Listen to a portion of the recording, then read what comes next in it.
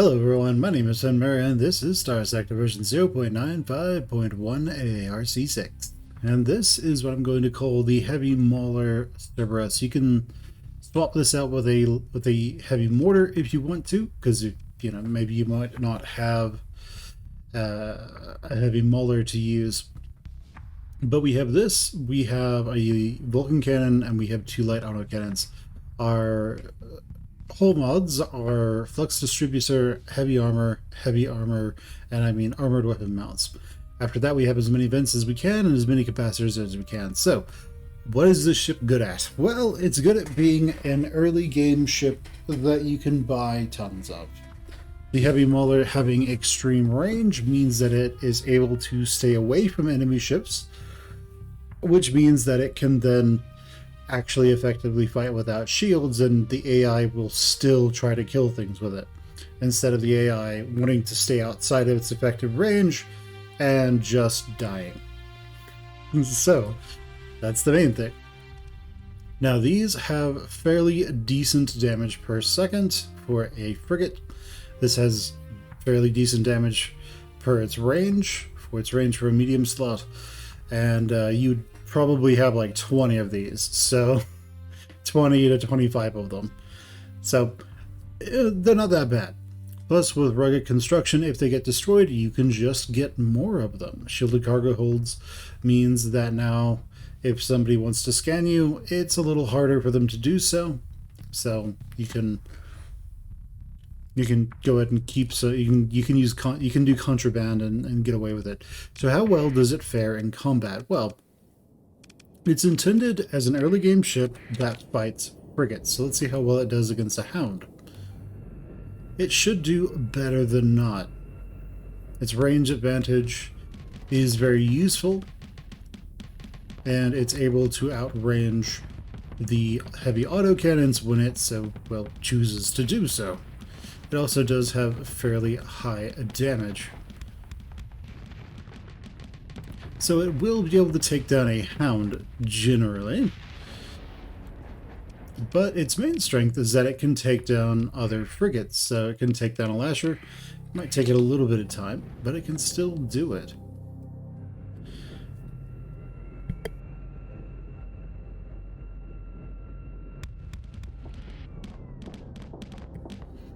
Yeah, the light auto cannons will actually help to overwhelm the Lasher's shields. The heavy mauler keeps the AI from taking down its shields, so it pretty much just permanently builds up lots of hard flux. And what's going to eventually happen is the Lasher is going to have to choose if it's going to keep its shields up or if it is going to take armor damage. Now, this can take a little bit of time. It does need to get its light auto cannons in range to really do a lot of shield damage. In a 1v1 fight, that typically happens when the Lasher is up against the wall. Now, the harpoons that the Lasher has, those tend to not do so well because there is a Vulcan cannon right at the front. Now, the heavy armor and the armored weapon mounts gives this Cerberus quite a lot of armor. So it's able to take quite a bit of punishment before it starts having issues. And as you can see here, that heavy mauler is starting to do the trick. Starting to slowly but surely get through the Lasher's shields. As you can see, those two harpoons didn't do anything. So it is definitely proving to be quite useful. Now, I believe the Lasher is technically faster by a small margin, but the Cerberus is able to outrange it very well. And it really doesn't... It's faster when it has no flux, when it has that zero flux speed bonus, and if the Lasher comes in, it can brawl with it long enough to get its hard flux up. So yeah, it tends to work pretty well. As you can see, it's really just chasing it around, and that's about it.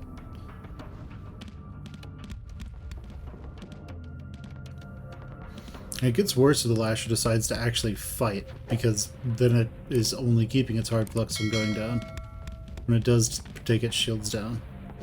But yeah, this is going to end somewhat predictably. Now, every now and again a harpoon does get through, but not that often. Right, and there's that. Also, the armored weapon mounts makes it so that the MAULER rounds actually tend to hit the same area. But yeah, the range is quite extreme for those MAULERs when you're looking at frigates. And there it goes. Alright. So how well does this do against larger ships, you're probably asking?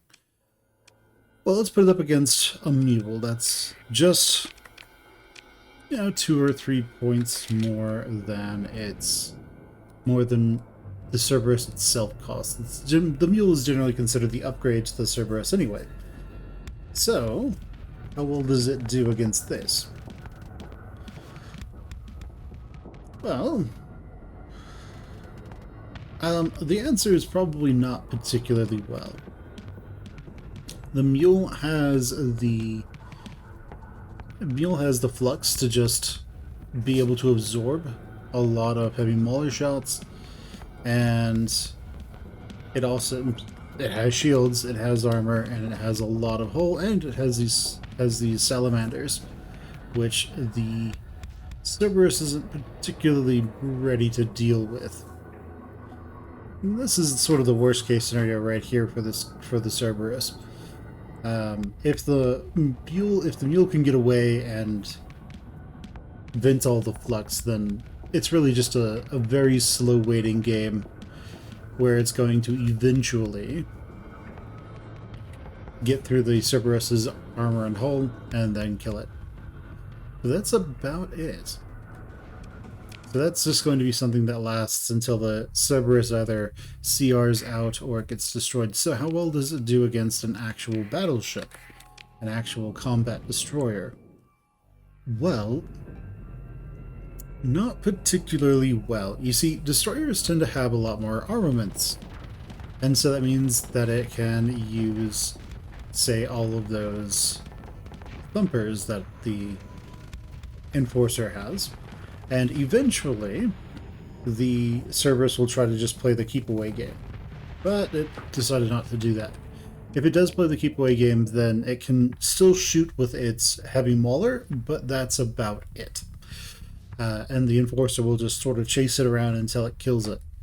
The only way that really works out for the Cerberus in that case is if it's faster. So it can't do much against destroyers. What can it do against larger ships like Dominators? Well, if it can get behind the Dominator, like many frigates can, then it can win. But if it's forced to stay in the face of the Dominator for whatever reason, then it's a foregone conclusion right from the get-go. So it's good at taking out other frigates that are also relatively early game, like pirates. If it's ganging up on a destroyer, it might be able to do something about it then. It can't really do much against cruisers, at least alone. Again, if it gangs up on it, it might be able to do something. It does have the heavy MAULER, which does have a fairly extreme range advantage over most weapons. And with enough ships, you can surround a destroyer, cruiser, carrier, well, not carrier, but destroyer, cruiser, or capital, and you can do enough damage to it that way. But it will take a while, because heavy MAULERs have really low damage compared to other options. But there we go. How well, you're probably asking, does it do against lighters? Let's just go with Talons. Alright, good luck, Cerberus. I assume it won't do amazingly well. Now, Talons are the weakest of the fighters, so this will likely be quite telling. This does not have a lot of armor, and fighters do a lot of damage in this game. Now those Gila? Salamanders are going to pretty much keep the Cerberus from doing anything. It's going to keep its engines offline for the most part. And once the armor is gone, those Vulcan cannons on those Talons are just going to slowly slowly cut through all the guts of the Cerberus. But as we can see, it's more or less, we'll say, pacified. Some weapons are able to do something, but overall, it's just kind of waiting to die against the most elementary of carrier builds. But there we go. That is the MAULER Cerberus. It is good at what it specifically does, and in large enough numbers, it can be a threat to enemy fleets.